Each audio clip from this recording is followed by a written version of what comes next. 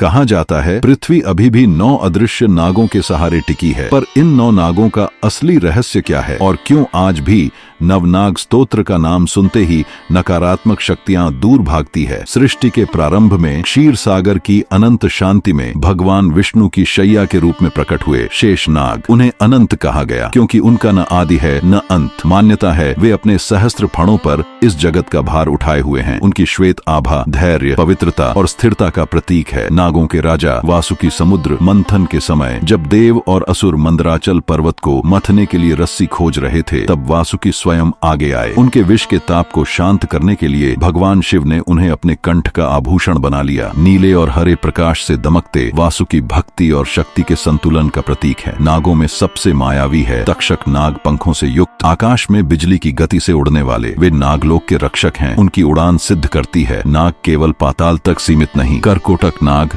राजा नल और दमयंती की कथा से जुड़े रत्नों से सुसज्जित करकोटक परिवर्तन और समय चक्र के प्रतीक हैं। वे सिखाते हैं विष भी कभी औषधि बन सकता है। दक्षिण दिशा के रक्षक हैं पद्म नाग, कमल समान शांत पर सीमाओं की रक्षा में अडिग। उनके शरीर पर कमल चिन्ह पवित्रता और समृद्धि का प्रतीक। वे धन धान्य के रक्षक माने जाते हैं। उत्तर दिशा के स्वामी है महापद्म नाग, हिमालय की कंदराओं और मानसरोवर के निकट उनका निवास माना जाता है। श्वेत और बैंगनी आभा आध्यात्मिकता और हिम की शुद्धता का प्रतीक। वे ध्यानरत योगियों की रक्षा करते हैं। अपरिमित शक्ति के प्रतीक है। शंखपाल नाग, शंख जैसी सफेद धारियां, अनुशासन और ज्ञान के उपासक। नागों की सेना के सेनापति समान। उनकी गर्जना शंखनाद जैसी गूंजती है। यमुना को विषाक्त करने वाला कालिया नाग, जिसका अभिमान तब टूटा जब बाल कृष्णा ने उसके फणों पर नृत्य किया।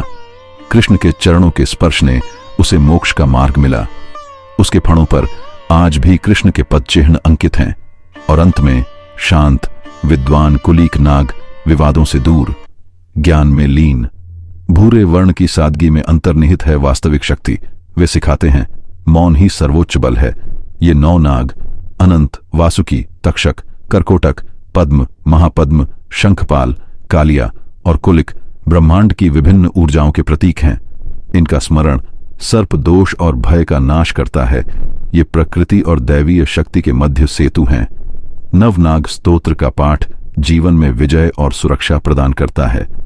अगर आप भी जानना चाहते हैं कि इन 9 नागों में से कौन सी ऊर्जा आपके जीवन को प्रभावित कर रही है, तो इस ज्ञान को शेयर कीजिए और ऐसी ही रहस्यमय पौराणिक गाथाओं के लिए अभी सब्सक्राइब कीजिए।